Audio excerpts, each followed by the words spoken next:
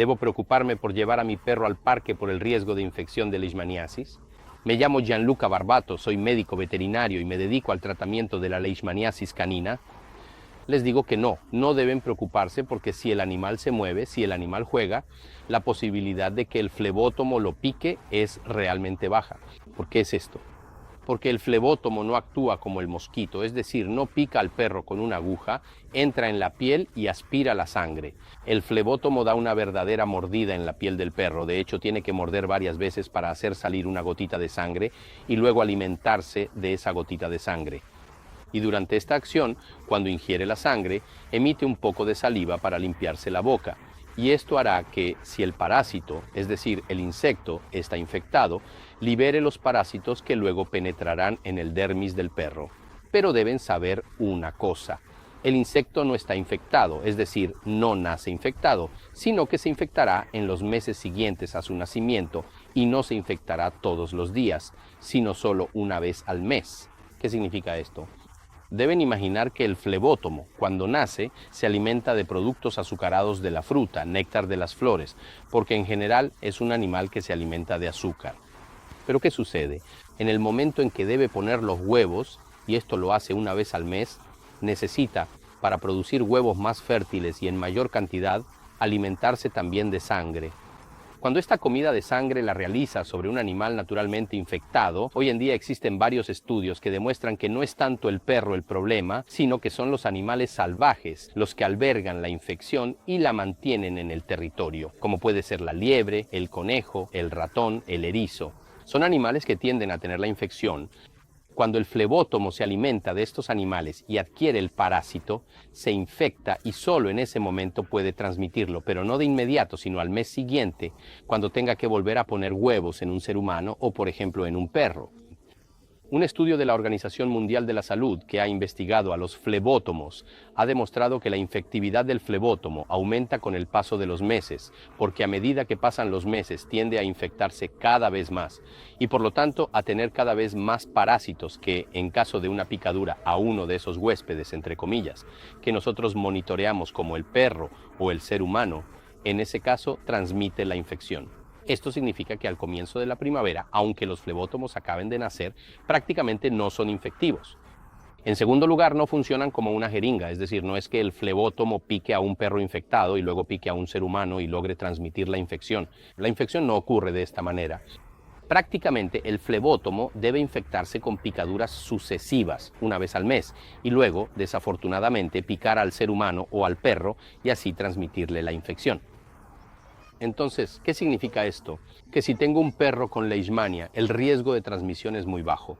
Si tienen en cuenta que hasta hoy, en 2021, se han vendido 53,000 medicamentos para tratar a 53,000 perros con leishmania, pero los casos declarados de leishmaniosis humana en Italia son menos de 100, esto les hace entender que la infectividad perro-humano es prácticamente nula. En cambio, hay zonas donde la presencia del insecto véctor y de una fauna silvestre muy abundante predispone a la infección incluso del ser humano cuando realiza determinados recorridos. Por ejemplo, se reportan muchos casos porque las personas han estado en zonas notoriamente endémicas, donde la cantidad de animales silvestres infectados y de flebótomos es altísima. Existen condiciones higiénicas particulares y por lo tanto lo que sucede es que el ser humano se expone a mordeduras continuas de estos insectos y puede, al igual que el perro, contraer la infección. Les decía, ¿por qué el parque no es un problema? El parque no es un problema porque normalmente en el parque el perro se mueve, el perro corre, el flebótomo es un animal sedentario, es decir, no se aleja mucho del lugar donde ha puesto los huevos y por lo tanto con el movimiento que hace el perro, normalmente tiende a alejarse de estos insectos. Es diferente en nuestros jardines, en nuestras terrazas, en nuestros patios, cuando vamos de camping. Allí el perro está confinado y además hay una característica. El perro elegirá para descansar casi exclusivamente el lugar donde están los flebótomos, porque el perro prefiere ese clima, esa frescura o incluso ese sol que también prefiere el flebótomo. Este es el motivo por el cual nunca o muy raramente escucharán de gatos con leishmaniasis, mientras que en el caso del perro es muy frecuente oír hablar de esta enfermedad. ¿Por qué? Porque el gato no prefiere el mismo bioclima que prefiere el flebótomo y tampoco prefiere el mismo bioclima que prefiere el perro. Pero cuando tengo que observar los insectos vectores, lo que hago es soltar a uno de mis perros, esperar a que vaya a descansar a una zona determinada y me doy cuenta de que en esa área hay una presencia altísima de estos insectos. Entonces, ¿qué sucede? Si dejo a mi perro en el patio de mi casa porque es un lugar donde le gusta estar, debo tener cuidado de que no vaya a descansar en zonas que lo expongan a la infección. Por ejemplo, como saben, si hace mucho calor el perro se pone debajo de los setos y ahí está lleno de insectos vectores. Si la temperatura es aceptable, él estará al sol y ese es el momento en que el flebótomo a ciertas temperaturas tiende a morder al perro. Si se va a descansar, todos conocemos al perro que toma esas siestas que duran más de 1 hora y es en ese momento cuando el flebótomo logra picar al perro una y otra vez y crear esa microherida para permitir que el parásito penetre. Imaginen que existen estudios que han demostrado incluso que la saliva del insecto vector es capaz de alterar el sistema inmunitario tanto del perro como del ser humano y facilitar la entrada del parásito, permitiendo así que el parásito pueda alojarse en la piel y luego diseminarse. Ahora, por ejemplo, MMH, no todos los perros se infectan una vez que son mordidos por el parásito. Deben imaginar que si un perro recibe la picadura de un parásito infectado, de un flebótomo infectado, no necesariamente desarrollará la infección.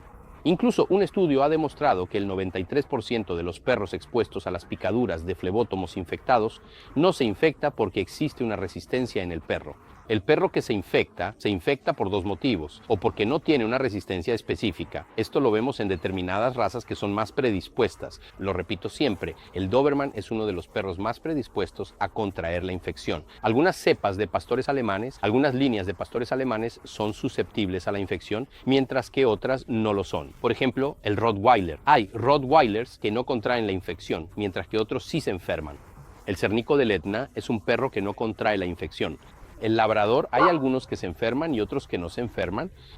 Por lo tanto, hay perros que tienen un déficit inmunitario que les permite el desarrollo de la infección y hay, en cambio, perros que inicialmente tienen la capacidad de defenderse, pero luego un número excesivo de parásitos que penetra en el organismo, como se dice, rompe las barreras y en cierto punto el cuerpo ya no logra reaccionar como debería y el parásito logra desarrollarse y en un momento dado se activa un sistema inmunitario que, en lugar de defendernos, facilita la infección.